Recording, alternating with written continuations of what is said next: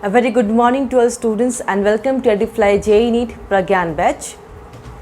Like in previous class, we have discussed about Kingdom Monera. The starting we have done done about the characteristics of Monera, and today we are going to study about the Archaebacteria and Eubacteria.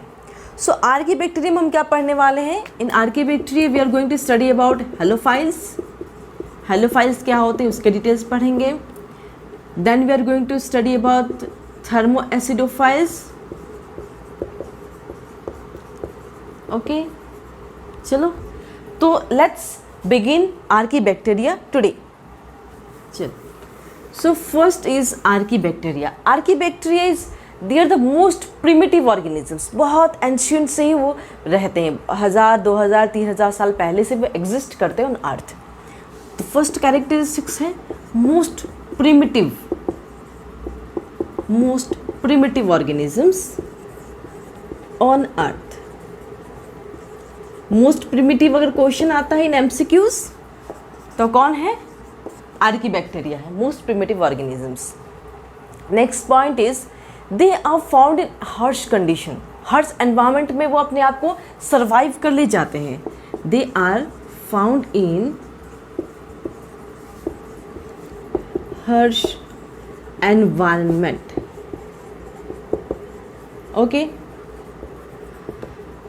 Harsh environment. Third is that Monera के जितने भी organisms हैं वो unicellular होते हैं. तो तीसरा characteristics क्या होगा? All are unicellular. Okay, unicellular organisms, that is they are single celled organisms है. सही, चलिए इसको नोट डाउन कर लीजिए.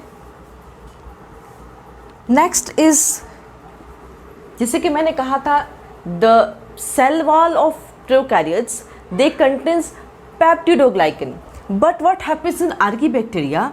No peptidoglycan.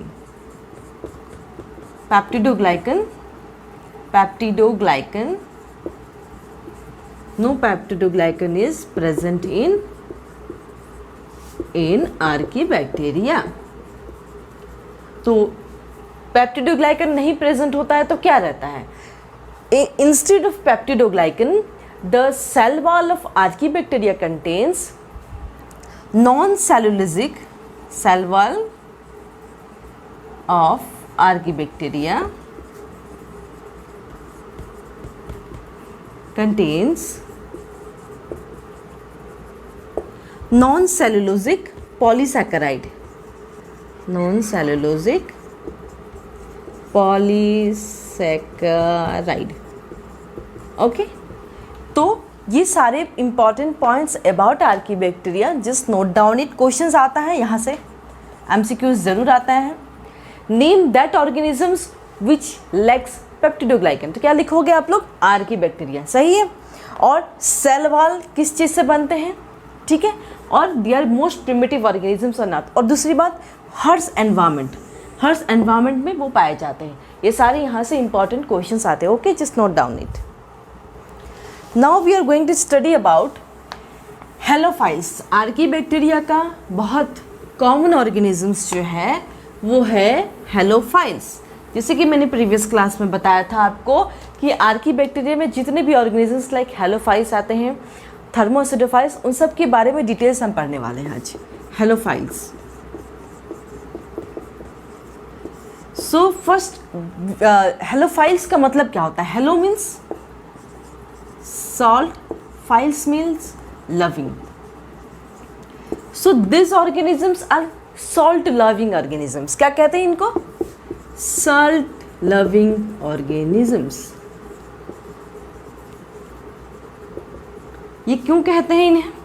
Because they require salty environment. नमक वाला पानी. एनवायरनमेंट में नमक होना होगा. अगर नमक नहीं है तो ये जो ऑर्गेनिजम्स हैं सर्वाइव नहीं कर सकते हैं. What they require? They require salty environment, नमक वाला salty environment for their survival. Okay, चलिए. सॉल्टी एनवायरनमेंट, सिंस ये सॉल्ट लविंग ऑर्गेनिजम्स है तो ये लोग सर्वाइव कहाँ करेंगे, जो सॉल्टी एनवायरनमेंट होगा वहीं पे सर्वाइव करेंगे। चलिए नेक्स्ट पॉइंट देखते हैं, occurrence where they are found. Let's talk about occurrence.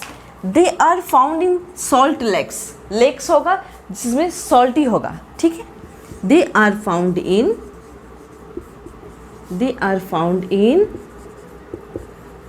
salt lakes and areas where evaporation of the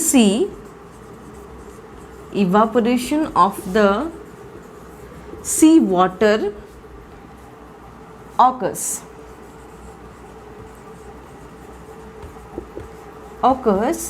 कहाँ ये पाए जाते हैं, सॉल्ट लेक्स में सॉल्ट होना होगा। दूसरी बात, evaporation of the sea water occurs such is the, बहुत फेमस है Great Salt Lake in US. वहाँ क्या होता है, इवापोरेशन होता है, किस चीज़ का, सी वाटर का इवापोरेशन होता है। वहाँ पे ये जो ऑर्गेनिज्म से सर्वाइव करते हैं, great lake in US. Okay, तो this is all about occurrence और हेलोफाइल्स क्या होता है और कहाँ पाए जाते हैं, इसको नोट डाउन कर लीजिए।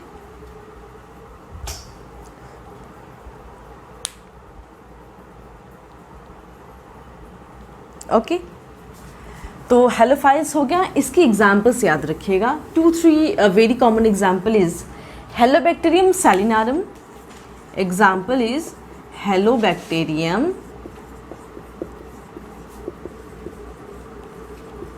सैलिनारम। हेलो को हम H से रिप्रेजेंट करेंगे, H denitrificans. Next is H halobium. तो this 3 are very common examples of halophiles. For your knowledge I am giving this things are not given in NCERT book. मैंने कुछ चीज़ें एक्स्ट्रा दी है क्योंकि आपको जानना पड़ेगा हेलोफाइल्स क्या होता है, बहुत बेसिक चीज़, कहाँ पाए जाते हैं उसके एग्जांपल्स। ओके, चलो, सो ये हो गया। Next will talk about methanogens. Halophiles के बाद आर्कीबैक्टीरियम में सेकंड आते हैं मिथानोजेंस के बारे में जानते हैं। Okay, so let's talk about methanogens. Methanogens क्या होते हैं, माइक्रो ऑर्गेनिजम्स होते हैं that produce methane as the by product. उनका जो एक्सक्रीटिव प्रोडक्ट होगा, जो बाई प्रोडक्ट होगा, वो क्या होगा, मीथेन होगा। क्या होते हैं methanogens, they are the micro organisms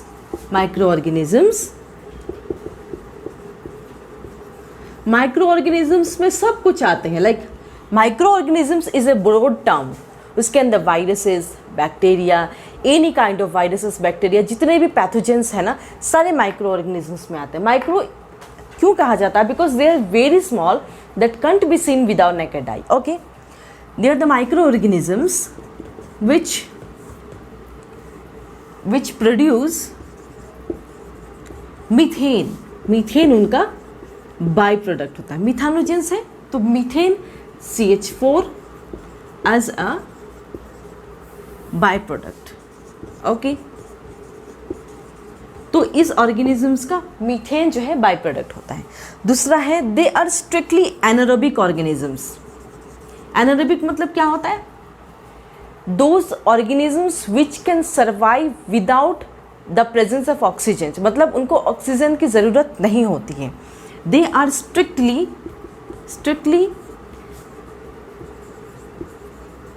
anaerobic organisms, and अगर वो ऑक्सीजन के कांटेक्ट में आ जाएंगे ना तो वो मर जाएंगे। तो क्या है, they are strictly anaerobic organisms and are killed, वो मर जाते हैं कब, इन प्रेजेंस ऑफ ऑक्सीजन। सही है।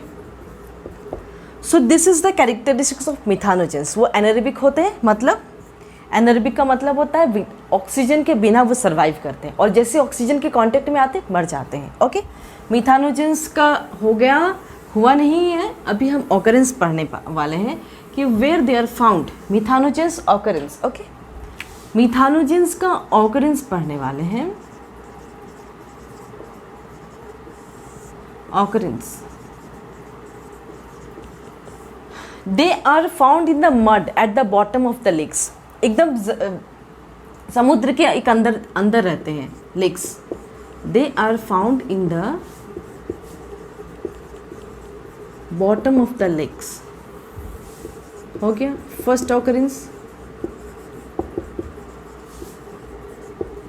And also they are found in the gut, मतलब जो माउथ होते हैं किसके, हमारे नहीं, वे ऑमनीवर्स हर्बीवोर्स जो ग्रास खाते हैं ना, उनके गट में प्रेजेंट होते हैं। दे आर प्रेजेंट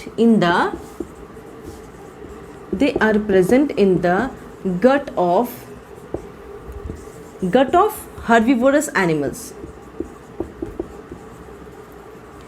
अब सब लोग ने देखा होगा कि जब गाय घास से ग्रास जब कंज्यूम करती है तो क्या होता है कि वो स्टोमक से निकाल के वापस माउथ में लेके उसे च्यू करती रहती है, इसलिए उन ऑर्गेनिजम्स को क्या कहते हैं, रूमिनेंस कहते हैं। क्या कहते हैं, रूमिनेंस।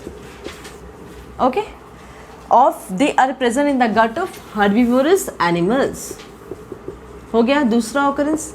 तीसरा है dead and decaying matter, dead जहाँ मरे हुए ऑर्गेनिजम्स है वहाँ भी पाए जाते हैं डेड एंड डिकेइंग मैटर। चलो, एंड इसका इकोनॉमिक इंपॉर्टेंस है, मिथानोजेंस का इकोनॉमिक इंपॉर्टेंस है। Helps, they are added to biogas for production of methane gas. क्या करते हैं इसमें, added to biogas for the production of methane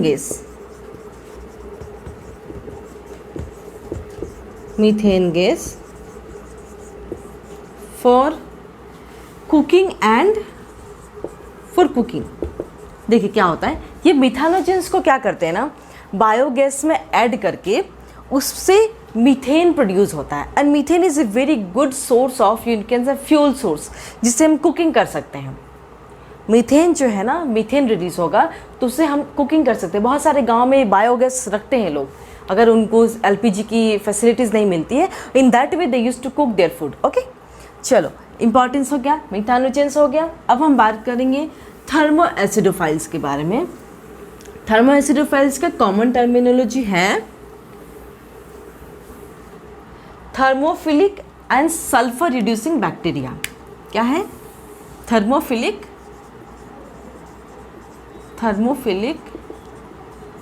and sulphur reducing bacteria. This is the third part of Archaebacteria. All thermophiles require hot water but differ in other habitat needs. Thermophiles का मतलब क्या होता है, extreme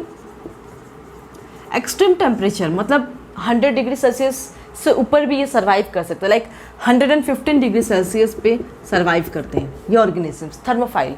तो इनका क्या characteristics हैं, they require hot water,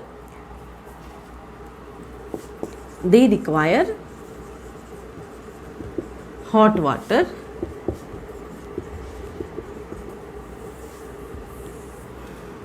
but बस इतना लिखो, they require hot water for their survival, you can say। मतलब अगर एक्सट्रीम टेम्परेचर है तो भी ये मरेंगे नहीं, इनका ये सर्वाइव कर जाएंगे। ठीक है, जैसे कि कुछ ऑर्गेनिजम्स हैं, सम ऑर्गेनिजम्स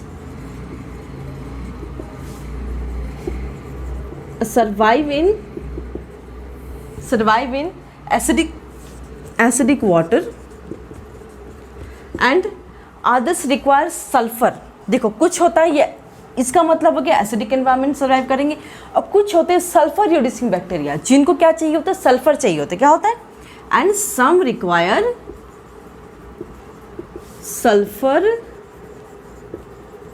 सल्फर और कैल्शियम कार्बोनेट। क्या ज़रूरत होता है, सल्फर और कैल्शियम कार्बोनेट एंड अदर्स। कुछ एसिडिक होते हैं, कोई सल्फर रिड्यूसिंग बैक्टीरिया होता है, किसी को क्या होता है, अल्कालाइन एनवायरनमेंट चाहिए होता है। and other require alkaline environment. Okay, चलिए इसको नोट डाउन कर लीजिए. नेक्स्ट ये नोट डाउन कर लीजिए, फिर हम हैबिटेट देखेंगे ऑकरेंस कहाँ ऑकर होता है. ओके, सो अब बात करते हैं, this was the common term. अब depending on the characteristic of thermoacidophiles bacteria, depending on the characteristics two types होते हैं. Depending on the characteristics, depending on the characteristics of this thermophilic organisms के ऊपर, depending on their characteristics,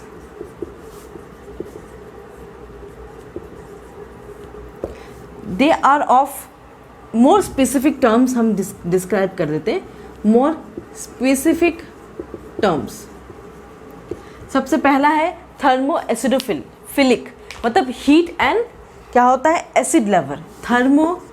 thermo acidophilic का मतलब क्या होता है, आप सबने केमिस्ट्री में पढ़ा है. फिलिक का मतलब, थर्मो मतलब हीट एंड इसका मतलब होगा acid, heat and acid level.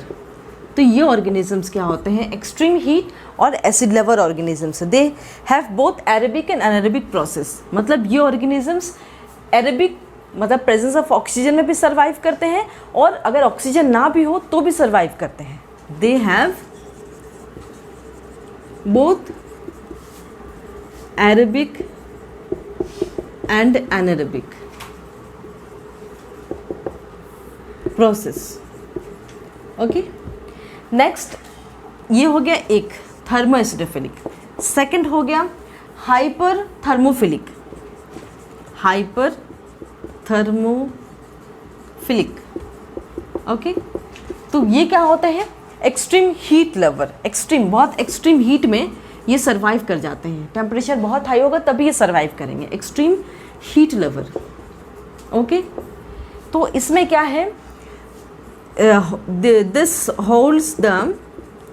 these organisms belonging to hyperthermophilic, this holds the temperature growth. It can be grown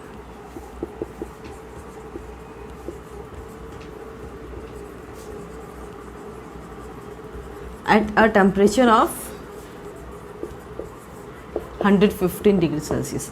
मतलब हाइपर थर्मोफिलिक ऑर्गेनिजम्स क्या होते हैं, एक्सट्रीम हीट लेवल होते हैं, तो वो टेम्परेचर 115 डिग्री सेल्सियस के ऊपर भी जाएंगे तो भी वो ऑर्गेनिजम्स ग्रो करते हैं. ओके, ठीक है. चलो, तो ये हो गया about archaebacteria. Now will study about eubacteria. So just note down it. Okay, चलो, archaebacteria is done. Now will discuss about you bacteria.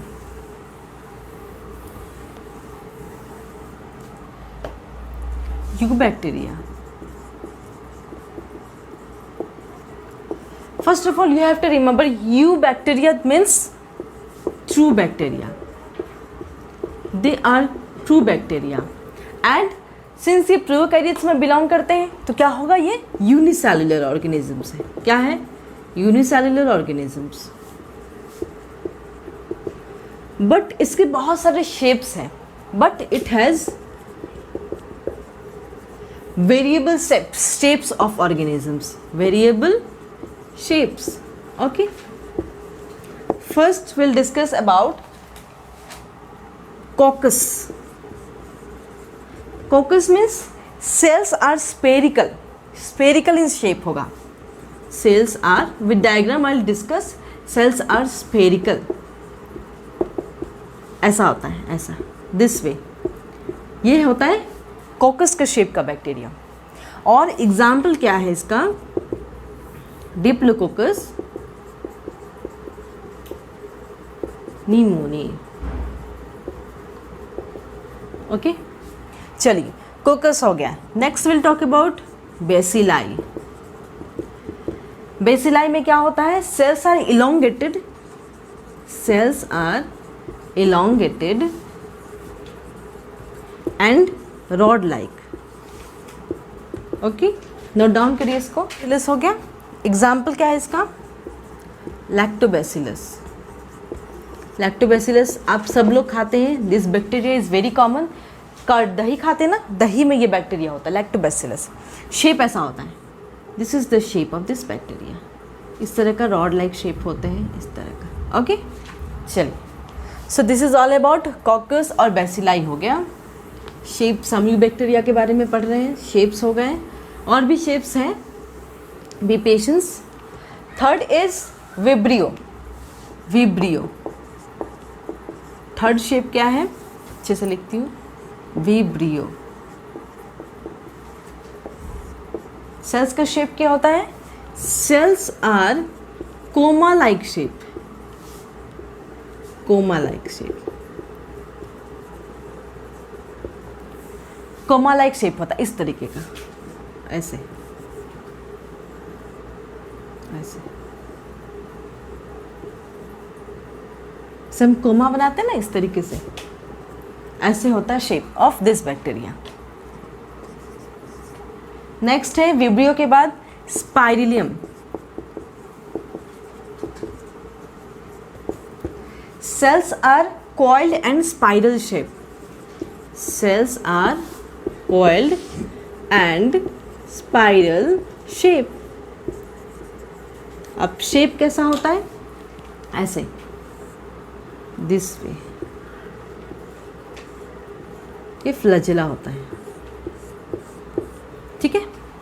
कैसा होता है, कॉइल्ड और स्पाइरल शेप होता है। नेक्स्ट होता है स्पाइरिलियम हो गया, और बडिंग के बारे में जान लीजिए, और इसकी एग्जाम्पल है, example I have to see, budding है, they have swelling like birds, body में ऐसा बर्ड होता है, बर्ड फॉर्म हो जाता है, जैसे बर्डिंग हमने हाइड्रा में बताया था, ईस्ट में they have bird like shape. Okay, example rhodomicrobium.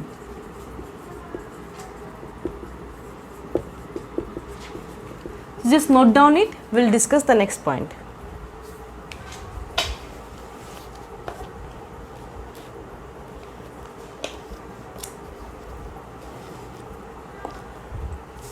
हो गया, चलो।